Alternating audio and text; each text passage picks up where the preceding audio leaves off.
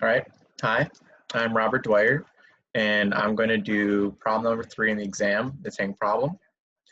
So the first thing we have is a tank, as written out before, with all the givens, and then there's 2 variables you got to solve. You solve those 2 variables by adding up, or the 2 values that are going into the tank have to equal the 2 values exiting the tank. So that one that can get you to 3 and 5 are the answers, I believe.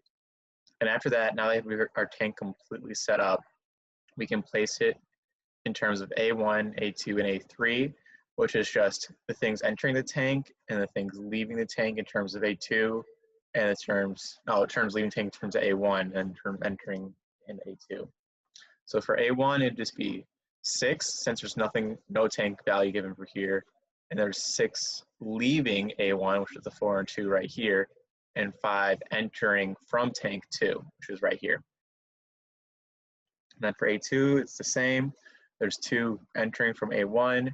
There's 8 leaving from A2, which is the 5 going into tank 1 and the 3 going into tank 3. So you add those 2 values together. Then 6 entering tank 2 from tank 3. A3, very similar. You have 3 entering from A2. You have 8 leaving from tank 3, which is the 2 going out to another system. And then 6 entering from tank 2. And then there's 5 times 8, which is just the values of the outside system adding into tank 3. And it's just these 2 numbers multiplied together. So now that we have all of that, we can just make that into a simple matrix in terms of B and A. The single 3x1 matrix is B, which is just your constants. So there's the 6 and the 0, since there's nothing outside the system going into tank 2, and 40, which is the 40 units going into tank 3. So that's our B matrix.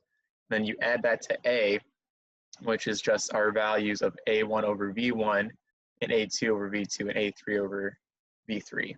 And you just put that in simple terms of each row, each column. This is the A1 column, this is the A2 column, this is the A3 column, and each row is in terms of A1, A2, and A3.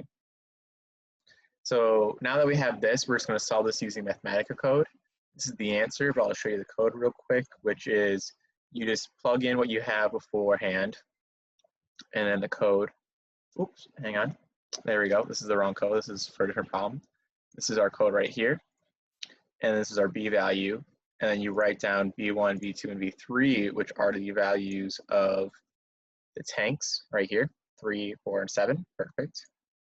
And then we are just going to use this linear solve for A minus B and get the eigenvalues.